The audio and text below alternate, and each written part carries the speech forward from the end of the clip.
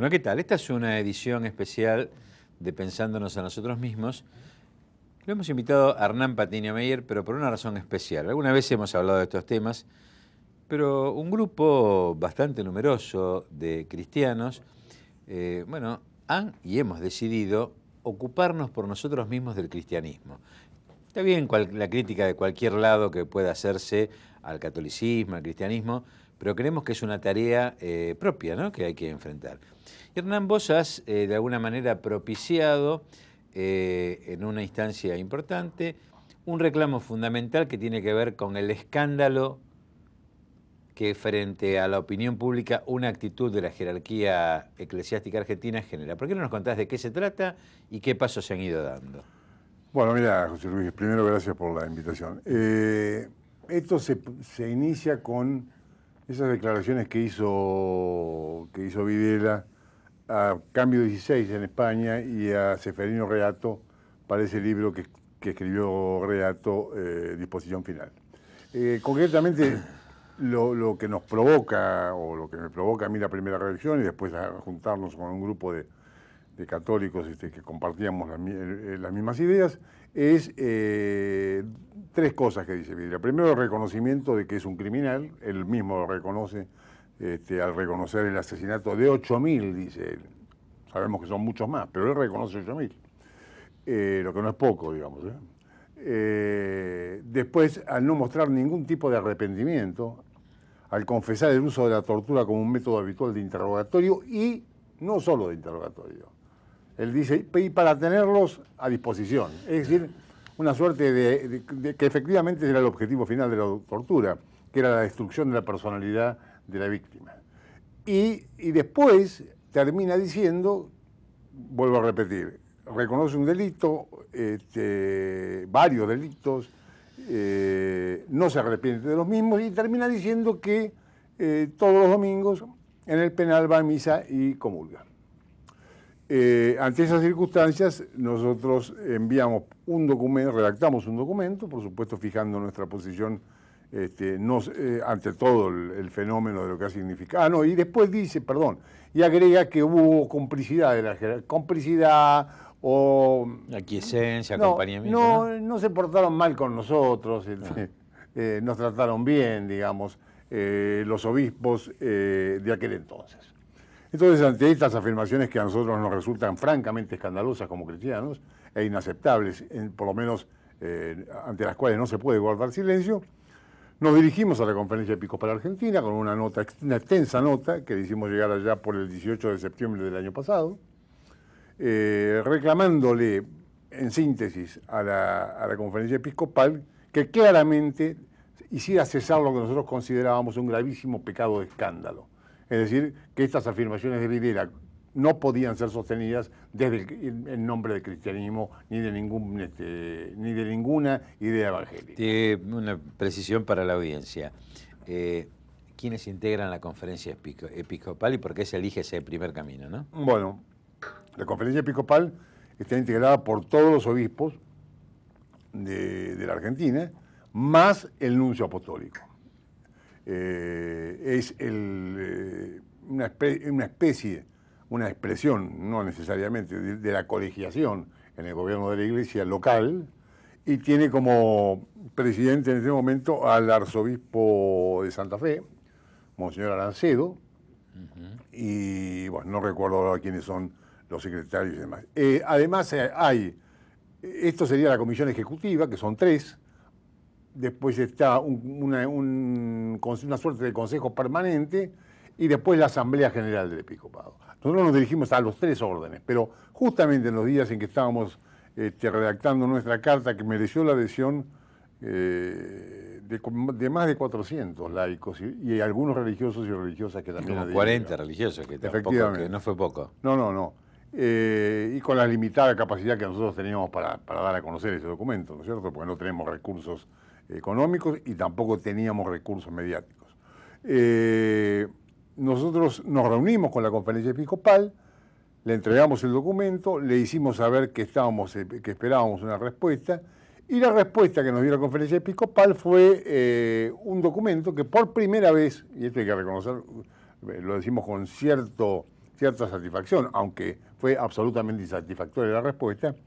La conferencia episcopal da a conocer un comunicado luego de terminadas sus sesiones, donde claramente hace referencia a lo que nosotros decimos, pero no contestan nada. Es decir, contestan con la vaguedad, la ambigüedad, la falta de precisión y no responden concretamente a lo que nosotros estábamos pidiendo, que era la condena de las manifestaciones de Videla, la condena también a si efectivamente sigue ejerciendo el ministerio de von Bernick, porque es otro criminal condenado por la justicia que no podría celebrar la Eucaristía si no hay un arrepentimiento público y previo y la reparación de los daños causados. Y le estábamos pidiendo también la apertura de los archivos de la conferencia episcopal, de las capellanías militares, de las capellanías de las fuerzas de seguridad, de manera tal que, como se había comprometido Alancedo en un determinado momento, se pudieran, cualquier ciudadano que quisiera investigar la conducta de la Iglesia durante la dictadura pudiera tener acceso a esa documentación. Ninguna de los cuatro planteos hechos por nosotros fueron respondidos satisfactoriamente por la Iglesia. A partir de ahí, ellos, como te digo, ellos en el documento, que es uno de los documentos que surge de la conferencia episcopal, dan esa respuesta vaga, ambigua e insatisfactoria.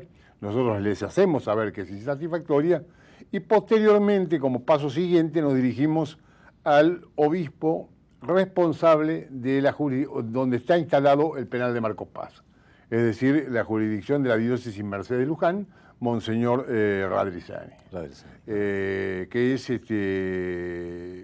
creo que es arzobispo también. Y sí, arzobispo de Mercedes de Luján.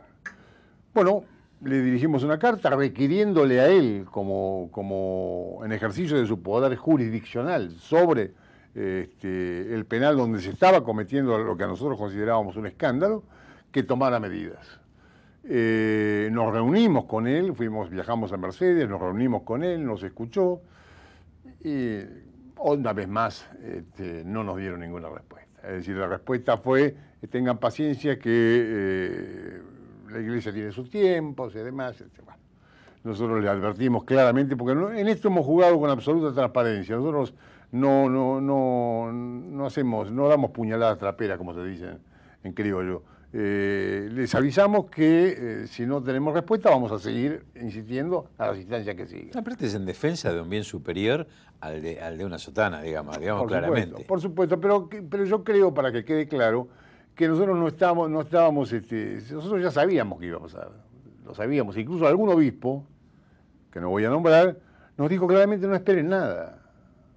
Pero nosotros queríamos agotar todas las instancias que estuvieran a nuestra disposición. Y así fue que terminamos dirigiéndonos al nuncio apostólico, al quien le planteábamos lo mismo y le decíamos, mire, la conferencia... El nuncio, que es el vínculo... Sí, el nuncio es para decirlo, es el embajador del Papa en Argentina.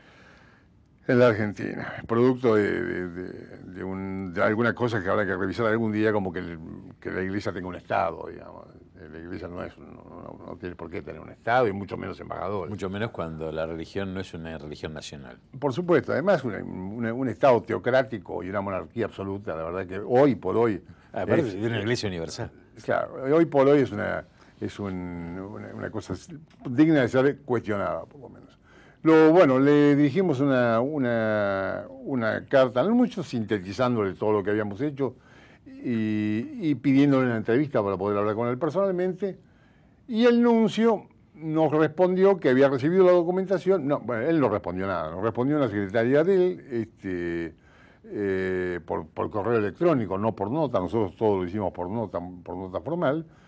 Por correo electrónico diciéndonos que había recibido la documentación. La secretaria de él, en realidad, ¿no? La secretaria de él nos dice que el señor Nuncio ha recibido la documentación, que la agradece, pero que lamentablemente no puede recibirnos por el momento. Claro, por ahora, claro. Bueno, lo que hicimos de inmediato fue responderle, decirle que lamentábamos que no nos pudiera recibir, aunque comprendíamos que dada la circunstancia que era con la imprevista renuncia de Benito XVI, él pudiera verse. Nosotros sabemos que no es así, porque seguramente él no tiene absolutamente nada que ver con lo que está pasando en el Vaticano, porque si no, no sería anuncio en la Argentina. Claro.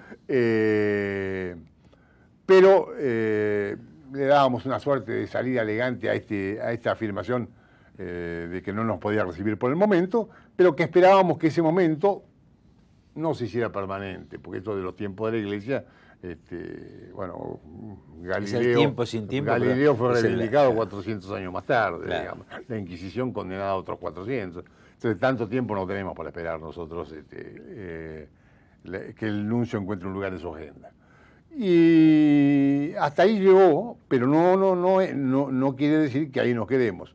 La próxima instancia va a ser directamente dirigirnos a Roma, a la Secretaría de Estado Vaticano. Nosotros vamos a insistir en esto, pero no porque este sea el eje central del trabajo del Grupo Cristianos para el Tercer Milenio, que en realidad tiene una agenda mucho más abarcativa y mucho más, entiendo yo, mucho más rica que el hecho protagonizado por un criminal como Videla, por más escandaloso que este hecho sea. Pero no queremos dejar ninguna estancia sin agotar y queremos poner en evidencia que de alguna manera la Iglesia argentina ha sido complaciente con lo ocurrido y lamentablemente estos obispos que tenemos hoy, que ya no tienen nada que ver con los obispos de entonces, porque ninguno de los que estaban entonces, salvo Casareto, que ahora se fue repuesto, digamos así, en la diócesis que dejó Monseñor Margalló, todos los demás no eran obispos cuando estaba el terrorismo de Estado. Sí. Así que no entendemos esa suerte de solidaridad, de espíritu de cuerpo, de espíritu corporativo, que los lleva a hacerse cómplices y a llevar una mochila que no les corresponde.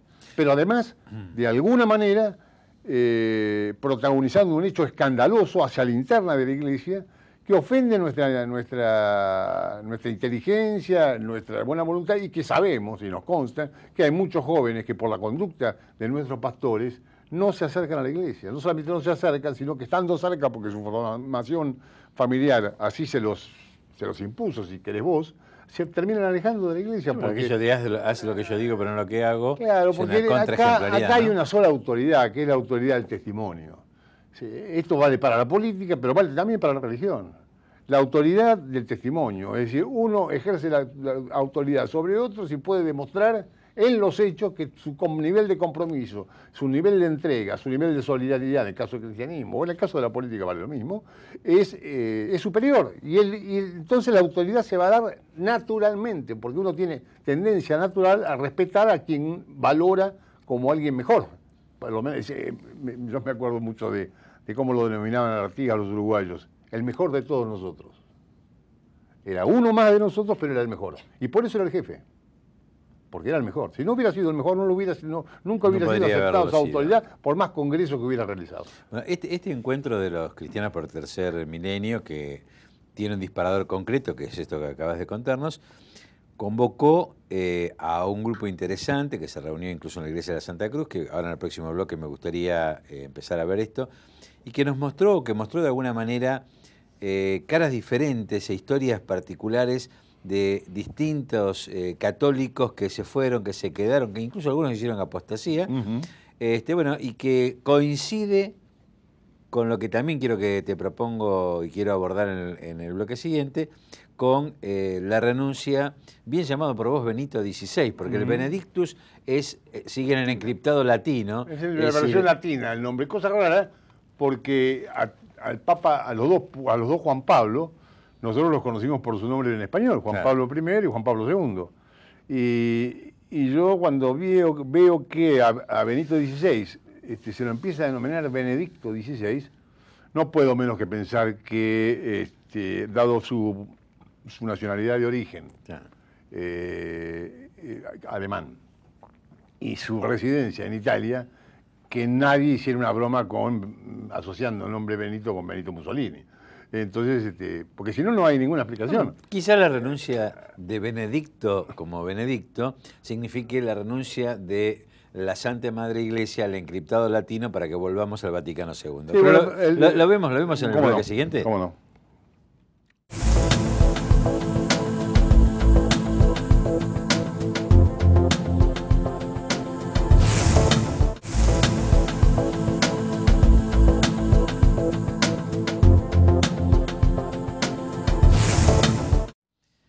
Nos seguimos acá en un tema apasionante. Decíamos, Hernán, que se produce un disparador. Muchas de estas cosas creo que tienen que ocurrir y bueno, no es casualidad que lo que pasa en Argentina se repita en otras latitudes por grupos de quienes desde nuestro catolicismo, desde nuestro cristianismo, estamos en defensa de estos valores morales que sabemos que son virtuosos para construir una sociedad distinta. En este contexto se reúne un grupo que va a discutir un documento y vos invitás a una reunión bastante ampliada donde nos encontramos con gente que yo particularmente no conocía a todas y experiencias distintas. ¿Por qué no nos contás un poco cuál es la impresión de lo que pasó allí? Bueno, hicimos una convocatoria amplia a todos los que habían suscrito el documento, como te digo, casi 400 o más de 400. Como era previsible, muchos eran firmas que venían del interior. Como era previsible, en este tipo de cosas concurrió un 10%. Pero ese 10% nos presentó, yo diría, un paisaje muy rico en distintas visiones y distintas concepciones. Todos coincidían, por supuesto, en la más absoluta condena, no solo de lo manifestado por Videla, sino la más absoluta condena de la actitud silenciosa, opaca, ambigua, eufemística, que en estos temas mantenía la Iglesia. De allí surgió la necesidad, porque evidentemente esa necesidad está presente no solo en el grupo nuestro, en muchos grupos cristianos que se están conformando en la Argentina y en el resto del mundo, de tener una visión más amplia de lo que está ocurriendo en la Iglesia y tener una visión, digamos, más testimonial, más vivencial, más rica de lo que significa hoy, en el mundo de hoy, ser cristiano, ser católico, ser evangélico, digamos, en términos de mensaje de la palabra de Cristo. Que nosotros creemos que ha sido profundamente descuidado y ocultado tras una suerte de clericalismo ritualista. La Iglesia no son los curas, la Iglesia no son los obispos, la Iglesia no es el Papa. Ellos son, en todo caso, servidores del pueblo de Dios. El Papa se denominó históricamente siervo de los siervos de Dios. Es decir, el máximo de los servidores.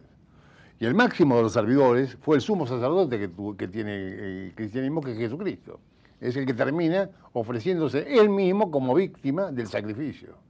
Es decir, es el ejemplo máximo de entrega. Entrego mi vida por ustedes, para salvar un acto gratuito, además, que hace. Entonces, la gente tiende, lógicamente, porque así la Iglesia lo ha logrado a lo largo de siglos, a identificar Iglesia con curas, con obispos, con el Papa, con religiosos. Y la Iglesia mayoritariamente... O hasta con el edificio donde se reza. Sí. Y la Iglesia mayoritariamente son laicos. Somos laicos. Sí. Eso somos la Iglesia. Ese es el pueblo de Dios, a los cuales los que han asumido voluntariamente funciones ministeriales de cualquier tipo tienen la obligación de atender, de cuidar, de proteger, pero sobre todo de conducir a través del testimonio. Porque la palabra, gracias a Dios, después, sobre todo del Concilio Vaticano II, se produce un cambio sustancial en la relación del cristiano con los evangelios. Anteriormente, no sé si vos te acordás, cuando nosotros éramos jóvenes era muy difícil acceder a la Biblia. Es más, durante mucho tiempo la Biblia no estaba disponible. La reforma de Lutero empieza por la traducción de la Biblia al alemán, porque todos sabemos que el latín era el idioma de las clases altas y de las clases cultas, para decirlo así, de las cuales formaban, por supuesto, parte los sacerdotes. Pero el pueblo llano no hablaba latín. Obvio. Entonces, a partir del Concilio Vaticano II se produce un acercamiento, digamos, entre los cristianos, entre los católicos y los evangelios, básicamente, y la Biblia en general. Entonces, lo que nos hace falta es la encarnación del pensamiento evangélico. Es decir, que nuestros pastores sean la palabra de Cristo encarnada y nos permitan seguir su ejemplo. Nosotros no necesitamos tutores, no somos un conjunto de minusválidos cerebrales que necesitamos que se nos trate como... que se nos coloca en una posición de pasividad permanente. Solamente, uno lo ve cuando va a la iglesia. Yo lo he visto en algunas iglesias europeas, he visto cosas distintas, pero en la Argentina es muy habitual, uno va a misa, escucha la palabra del cura, y el cura habla, y a veces habla como si se estuviera dirigiendo a un grupo de niños, muy pocas veces se meten en temas que estén un poco al nivel del pueblo que los está escuchando.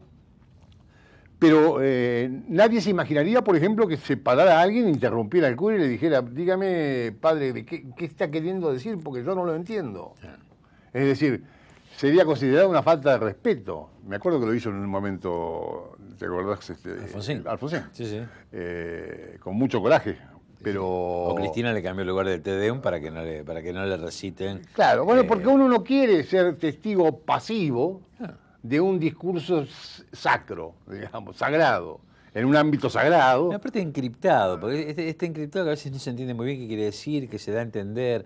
Y mira, los otros días hablando con unos amigos decíamos, esto del ritualismo que vos estás planteando, Hernán, hasta cuando el cristiano reza medio de memoria. Yo estaba recordando, por ejemplo, en el credo, cuando dice, hablando de Jesús, que nació de María Virgen y que padeció debajo del poder de Poncio Pilato. Pareciera que hoy la Santa Madre Iglesia no termina de advertir que Pilatos tiene una nueva toga, que es la del imperialismo administrador, del imperialismo mundial del dinero. Y esto es una de las crisis centrales que se están produciendo en la propia jerarquía vaticana y en el mundo que está siendo sojuzgado por este imperialismo del dinero. Lo vemos que lo que pasa en Europa y en el mundo. Digo, bueno, parece que hay una contraejemplaridad hay un clamor para que ocurra, ¿no? Así es. Yo creo que bueno, esto daría para una larguísima conversación, pero sin ninguna duda, la Iglesia, siguiendo lo que Carlo María Martini, el arzobispo, ex arzobispo de Milán, fallecido hace muy poco tiempo, le pidió a la Iglesia antes de morir, en un último reportaje, que es considerado su testamento. El testamento de Carlos María Martini es mucho más rico porque tiene varias obras escritas y un pensamiento y una trayectoria muy larga. Pero él pide que él dice, las brasas están cubiertas de ceniza. Y entonces no se siente ni el calor ni se ve la luz. Entonces lo que hay que hacer es soplar sobre la ceniza para que las cenizas se barran y reaparezca la luz. La luz y el calor del Evangelio. Y después dice claramente, ¿dónde están nuestros héroes y nuestros mártires de hoy? ¿Por qué no hablamos, y lo dice un obispo italiano, papable en su momento? Bueno, nuestros modelos son Monseñor Arnulfo Romero del Salvador. Esos son los que han dado la vida por el Evangelio. Creo que revisar toda la concepción que del poder tiene la Iglesia es fundamental. La Iglesia, desgraciadamente, ha confundido el poder de la palabra y la confianza, el poder de la fe con el poder terrenal. Yo me acuerdo siempre de que ese ejemplo evangélico en donde Cristo se queda dormido en la barca, en el medio del lago, se desata la tormenta y los discípulos que estaban en la barca lo despiertan, maestro, asustados por la tormenta. Y entonces Cristo se despierta, los mira y les dice, hombre de poca fe, ¿no estaban conmigo? ¿Qué les podía pasar? Y después hace calmar los vientos y la tormenta. Pero primero los llama hombres de poca fe.